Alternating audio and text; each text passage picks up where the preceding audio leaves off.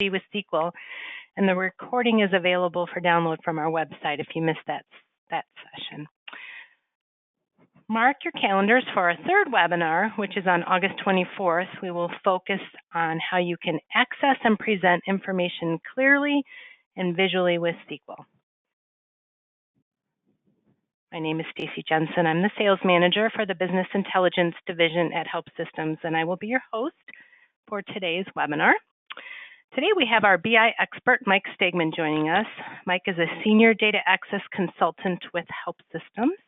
He's been working with our SQL solution for over 15 years and has worked on the IBM I since its inception in 1988. How are you today, Mike? I'm doing real good, real good. Hopefully we can give some new information to some folks and empower them to move on with SQL. Great, thanks. Little housekeeping about today's session. If you have questions during this session, please use that chat feature to send your message. You can reach the chat option by clicking on the orange arrow at the top right-hand side of the screen. We'll address those questions during our Q&A at the conclusion of our webinar.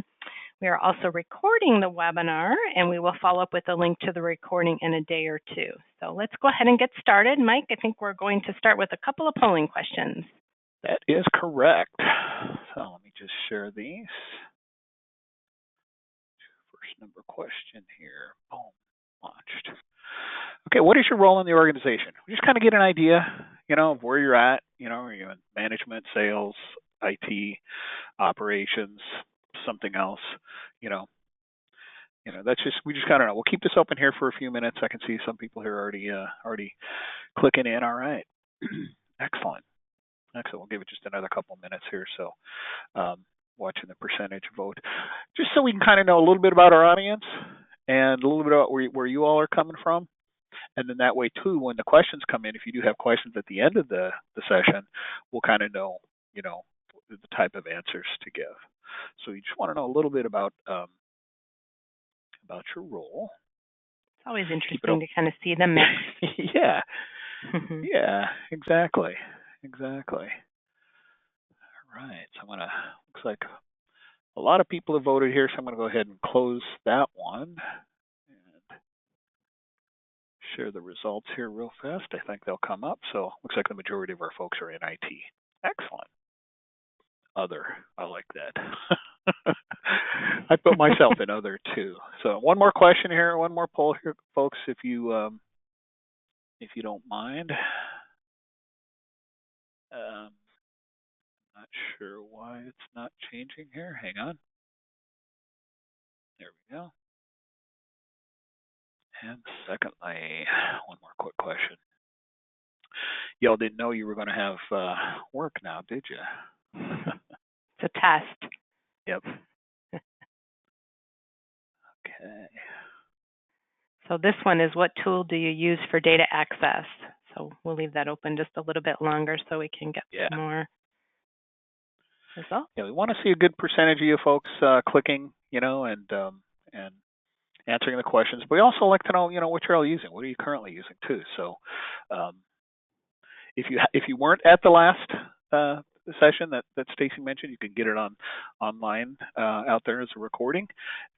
This one will be sent as a recording, so you can share it with other folks in your organization. And then next week's too, if you want to attend that, that'll be the data visualization, as Stacy said. So again, we just want to have an idea of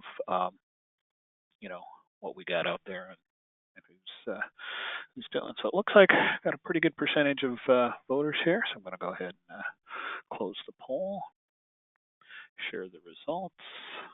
Boom, you should see them there. So a good mix at the top there. SQL, got some SQL users. Still have some IBM Query 400 users out there and some programmers, and just straight SQL. Excellent. Good to know. Thanks for answering those. We appreciate it. Yeah, we absolutely do. We surely appreciate it. Okay, let's go ahead and move on then with our presentation. Every organization has to find the fine line between these two, right? Users want to be self-sufficient. Often IT doesn't believe that they have the skills or to really understand the database. Sometimes it's true, sometimes it's not. Often users overestimate their ability, and IT underestimates the user's ability. And there is a lot of trial and error to help find that line, and it's always a fluid, it's a moving line. So if a business user has the will, has basic Windows skill, and can retain some information, even if it's with cheat sheets, they can be self-reliant when it comes to data, access, and business information, especially with SQL. So here's the topics that we're going to touch on in today's presentation. Building powerful queries, converting our existing IBMI queries, exporting the data. Now I'll wrap up with a demonstration of SQL. I like this quote from Stephen Covey here. I'll let you all read it. But often with a new tool, people just jump right in, start designing a query or report. And that's okay, but it often leads to more changes down the road, especially if you're not doing it to learn or just to play. If you're really building something, it leads to more changes down the road.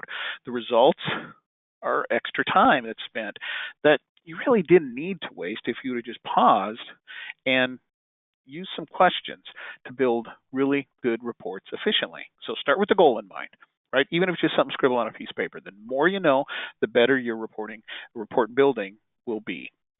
And don't get initially bogged down with all the minutiae of the data. Ask yourself some questions in order to gather the correct information and distribute it efficiently. The better the questions, the easier the design will be.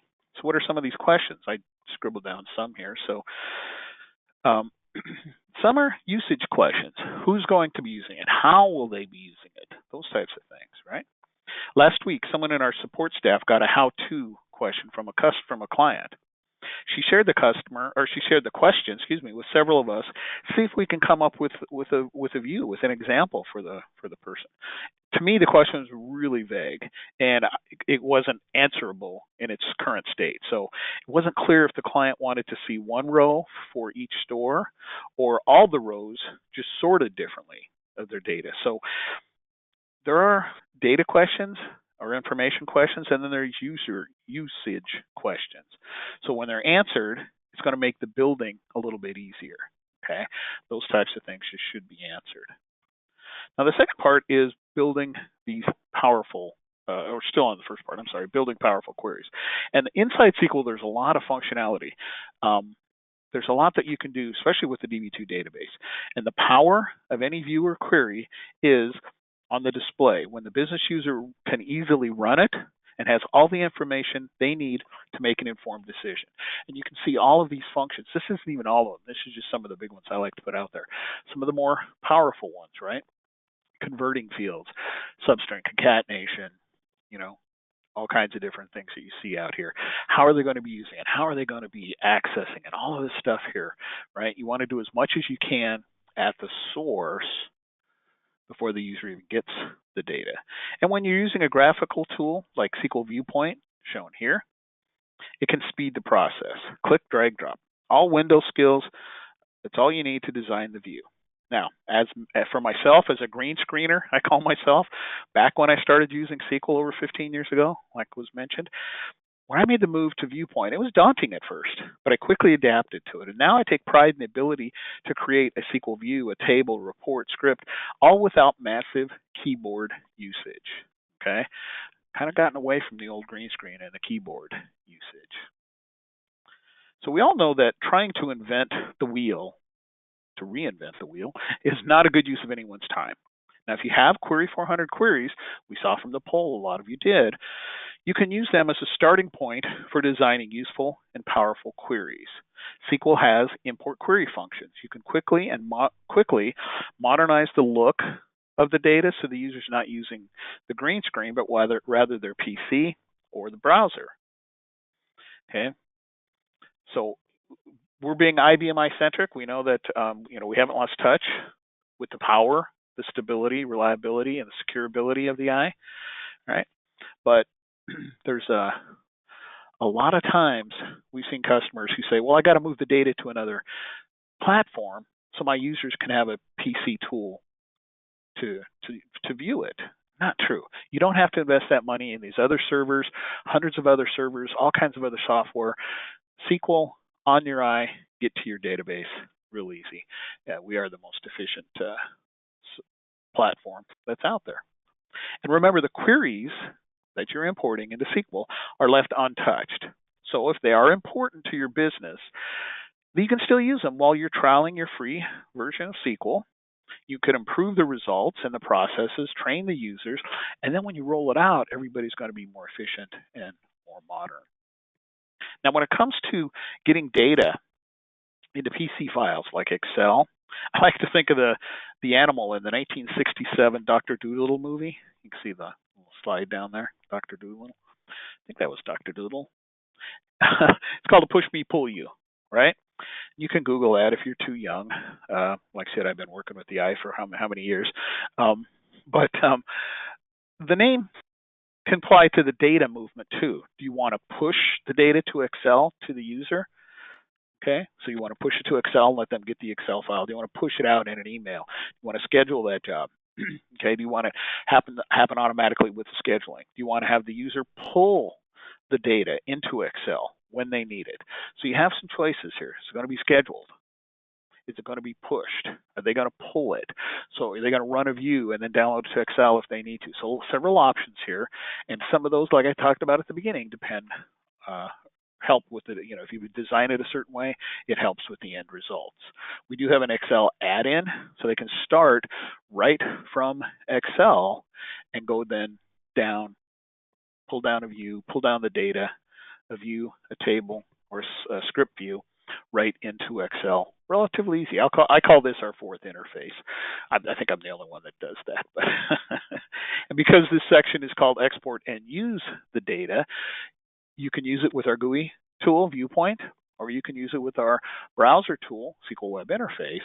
So both have the ability to run these objects, views, reports, tables, dashboards, etc., and see the data. So seeing the data, and again, if you have all of the things calculated that you need, the user looks at it, sees everything they need, and they can go from there. So you can visualize it. Now, our next webinar, like we talked about at the beginning, is called Visualization, and we'll talk more about the visualization and dashboards and some of that going forward.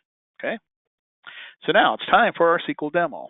I'm going to touch on 3 areas that I touched on here: building powerful queries, converting and exporting and using the data, plus I'll sprinkle in some extras. And as I said, the power of any viewer query is on the display when a business user easily runs it, and it has all the information they need to make an informed decision. So now I got to switch over and share something else here, so give me just a second.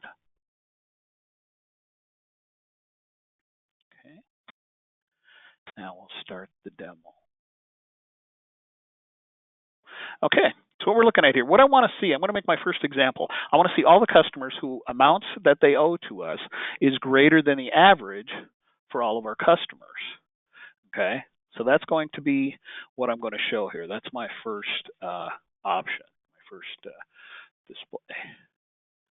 Okay, so I'm going to come up and I'm going to start a new view. I'm going to start this one from scratch. Okay, so I open up the design window. There's the SQL. I could type in here. If I have it, I could copy and paste, but I'm going to use our graphical side called Files and Fields. I have a favorites set up within SQL.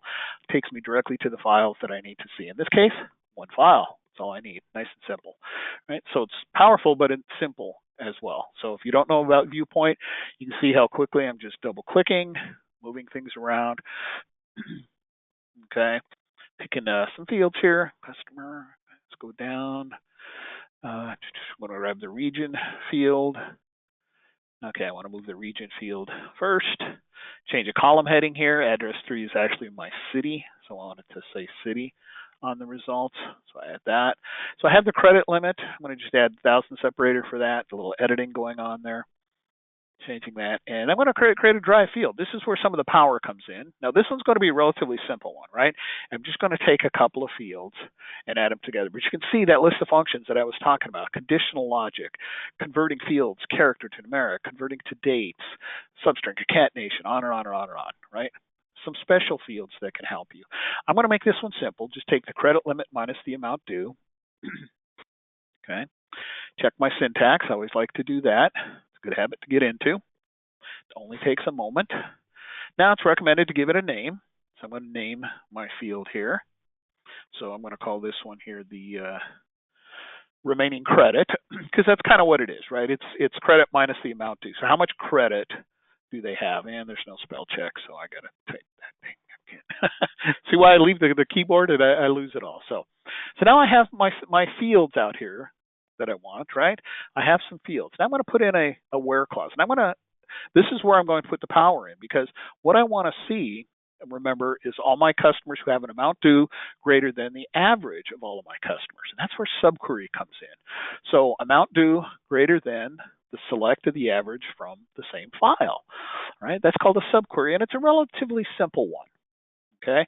Average of amount due. So that's going to run a subquery, return a value, compare it to the amount due for each customer, and then I'm only going to see those customers whose amount due is greater than that average. Now I display, and then I can see the results here. There we go. I got 21 rows selected. You can see all the data. There's my remaining limit column that I created. The renamed city column is all out there. So it's relatively simple in one sense, right? Because it's one file. But you can see that it's actually doing a lot of work under the covers. Now I just changed the sort to do it by current balance due. So now I see who owes us the most, right? And also with that remaining credit column, remaining limit, I can also see who is over their limit or getting close to their limit. So got to watch out for Mr. NBC Corp there, NBCO Corp there. They're in arrear. They're behind us now. So I'm going to save the definition. I'm going to put it in this library called Business Intel, just like to where I put it. And again, limited to size here, 10 characters named. Use something graphical, amount due greater than average, and then description. I got 120 characters, so this is where my typing skills will kind of, what little typing skills I have will come out here. Okay, so now I'm saving this. You hit save, boom. I've saved that definition. Now somebody can run it from browser, from green screen, from viewpoint. It's all ready to go. Okay, and I'm going to start a new one. But this time I'm going to import a query. This is the second thing on there, right? So we have this import query function. So I come up, doing File, Import. Go to my query library. Okay, I got several queries out here that I can choose from. I'm going to grab just this one here called orders. Okay, if you'd like to make a change here, because I'm SQL, I like to change the syntax to SQL as opposed to native SQL syntax, and go ahead and import it. And it comes in. Now this is 3 files, as you can see. If I hit the display, right now I'm getting the exact same data that I would have gotten before, but it's already modern, right? It's PC based, it's not green screen. And I have toolbar there. I can take it to Excel. I can do a lot of work with it right there. I can do some things with it just by importing it. Now, I do want to do a little bit more with this, so it's recommended you give your derived or calculated fields alternate names, give them a name, extended price, and then I'm just going to put that out here as a title. Now, right now there's no filter, there's no query, or there's no variable, no prompt. Okay, so I'm going to add one. Okay, and I want to clean this up a little bit. You can see how I'm changing my sorts. I want to be state to be my first sort, name second, order number, product number third and fourth. Right, you can see how easily that's done. Okay, I have my joins already made because it came from the query. Viewpoint does have auto joins if I was building from scratch. But now I'm going to create a prompt. Here's where my prompt comes in. In query, remember, you have to open this up and you'd have to change it every single time, right? Or you'd have to write some sort of I think it's a command. I'm not a programmer, but I think it's a command. But I'm going to do this where I'm going to do an inclusion list, not an equal to, right? So naturally, when in is used in the filter, it automatically comes up thinking that it's going to have multiple values. Okay, well, I'm just going to have one variable, and it's going to be the same here, state. Now, because it's the same variable name as the field name, we're going to create it for you, but we're going to create it as if it's going to be one state value. So I have to do a little tweaking to it because I want an inclusion list. I want to build a list. So the first thing I do is just change my variable type to an expression, make it bigger. Size doesn't matter. I can make it as big as I want. I can make it a certain size to limit how many the user can choose. Change my description because that's what I want to do. And now from my multi-select, I want to go right to a DB list. I can do other values. I can put in my own values, but DB list is greatest for this. So I'm going to go to the exact same library that I'm running this out of, SEQ demo. Okay, and I want to look at the files that are in there. I'm going to use the customer master because remember I'm looking at states. All right, so then I choose the state field as my prompt field. Then down at the bottom, I have multi-select. Boom, check that. And what happens automatically appears quote values. Yes, these need to be quoted because I need it to say quote IL quote, quote CA quote in the actual SQL. User, of course, doesn't see that. All they see is a nice drop down where I have the multi-select. So boom, boom, boom, select the multiple states like so, click OK, and now I can see my data just for those states. All right. So nice. Brought in the query, didn't take too much to tweak the fields a little bit, add some fields. Now, if I hit the save diskette, because I haven't saved it, it's going to ask me where to put it. Business Intel is where I like to put my stuff. And I'm going to call it order V, right, for view. But again, that's just my naming convention. Open orders, state, select. So I know which one I'm looking at, not just orders, which is going to run just, anything in general. Okay, now those of you who attended the first series probably saw some more complex ones, so you might want to go back and look at those. So there was other types of subqueries, there was unions, there was a lot of different out there. But now for exporting, let's take a look at how some of the things you can export right here from Viewpoint.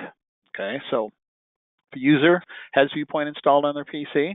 Okay, I can go to a particular view. Let's see, let me pick one here. I'll pick AR, that's my go-to one. And I have all my options. And if I choose email, right, boom, send it. I can send it to myself. I can send it outside if I'm configured that way. I could choose Excel, XLSX, the newer version. There's a schedule button. This IBMI has robot schedule, so that comes into focus. If you don't have robot, you get the IBMI job scheduler. Boom, hit OK, OK. Now I create a scheduled entry so I can choose the day and time when that will be put out there. I can do a save PC file. Again, saving it as Excel and including to a large variety of number of other PC files out there, and I can put it anywhere on my network. If I have a IFS folder mapped, I can put it out there. A lot I can do with that. I can also display the results directly in Excel right from here, just by double-clicking or displayed in Viewpoint, but I can also do the right-click display in Excel. Okay. Then we have the browser side of the world. Okay, I'm going to look at the SQL Web Server. So here, similar type of thing. Got to sign on first. Now I'm logged in there. Okay.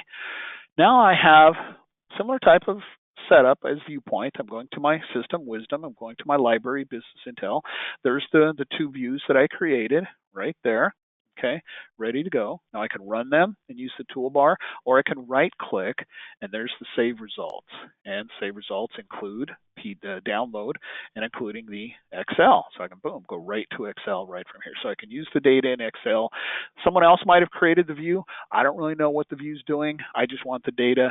Boom, it's right there. All I need to know is where to go with my browser and where to do it. Okay, and then I can also do the email from here. Again, being a view, I can pick Excel format and send it off. It goes.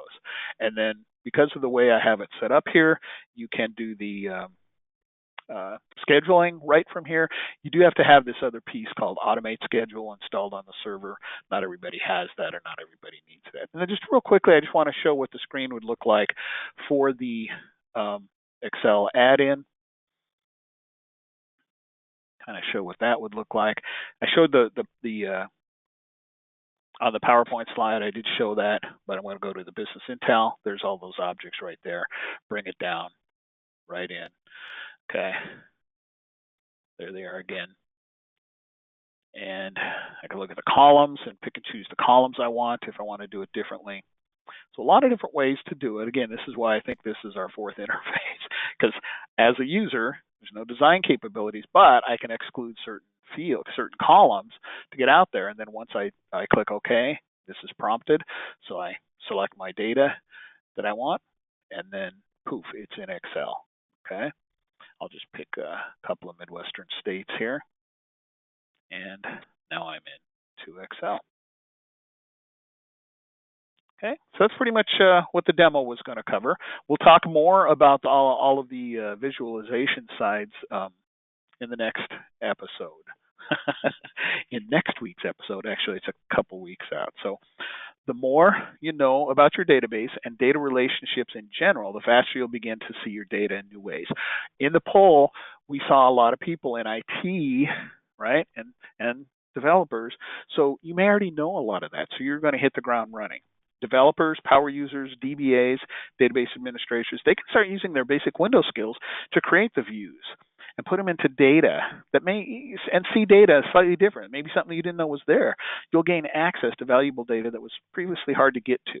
Okay, quick to install, quick return on investment that'll make your CFO smile. And I always tell the story that, we had a customer a while back who, during the trial, she had an existing request from her user community with SQL during the trial, was able to knock it out, get them what they wanted, and of course now they're customers now. So we saw how fast and easy it is to reporting it. You can add calculations.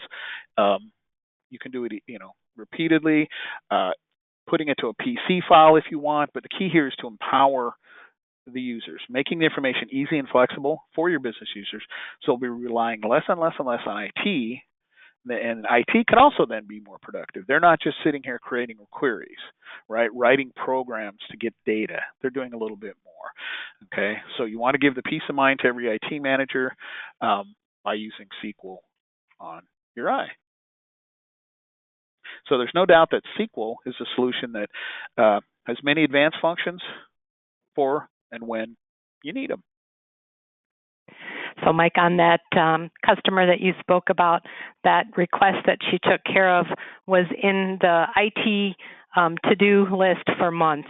So that's what was so amazing about that she was able to just pick it up and create it with SQL and get it done for them just during the trial. So I always thought that was quite interesting. Yeah. Yeah, so, it is a good story. Yeah.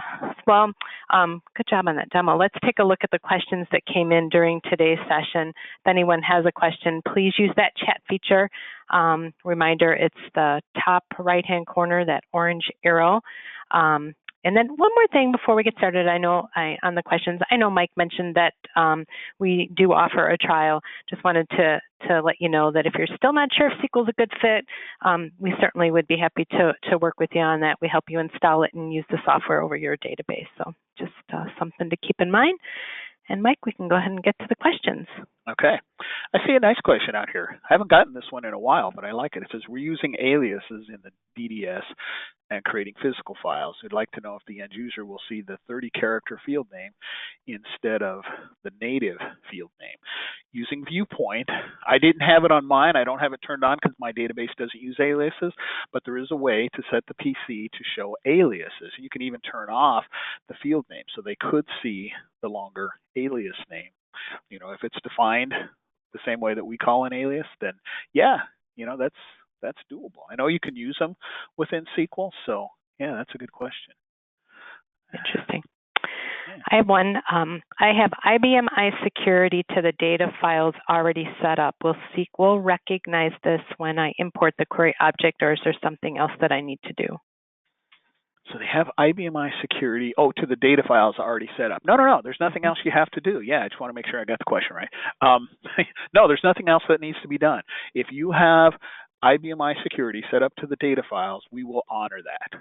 Okay, absolutely 100%. Okay, when you create your new SQL object, you're still looking at those same data files, then the authority carries forward. Absolutely. Good question. Yeah. Okay, one more. Looks like you showed how to query the IBM I data. Can I query data from other servers with SQL?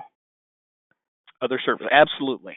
Absolutely. There is, we touched on it in our last one, so if you haven't seen it, go watch the recording. We just touched on it, but you can, SQL Server from Microsoft, Oracle, MySQL, Postgres, Excel, Access, my SQL, did I say that one? Anyway, Yes. okay. I'm rattling them off. I forgot which ones I mentioned. Yes, you can. So we provide you, as part of the base tool, we provide you with a lot of these different drivers. You make a connection from the administrator level, and then the user can either be set up to do it automatically when they start a new view, or they can pick and choose which platform that they're going to. So you can do that, absolutely. And all that functionality is there with some a little tweak, especially if if you're on an SQL server, you're in their world, so to speak. So, you may have to do things a little bit different, but absolutely, you can do it all. And we have a lot of customers that do that. Nowadays, companies have more than one server, accounting or sales, or somebody brings in some PC-based tool that they want to use, and absolutely, they can do that. Great, Okay, thanks. What is needed to set up the web interface like you showed us? Just installing some software on a Windows server is all that's really needed. If you have a SQL Web Interface license, it comes with. You just install Viewpoint and a SQL Web Server stuff on this server. Then you point the user to that server, and then you're good to go. If you want to go what's called Direct Connect, where you don't go to a separate server, you can do that as well too. Once SQL is installed or upgraded, we create an instance of your Apache server, and you can get at it that way. So one way we do it for you, the way that I showed, might have to do a little install on the other side, but that's all. I think that's all I'm seeing. Okay. I think that's it. Couple Thanks, other Mike. questions if we didn't. Oh, I'm sorry. Yeah. I think there's a couple other questions, but if we didn't get to them, we'll respond to you privately, and we'll go from there. Great. We are out of time. Thanks. Yes, we are out of time. We want to be respectful of that. So nice job with the demonstration. Thanks, everyone, for joining us today. We really appreciate it and hope you have a great day.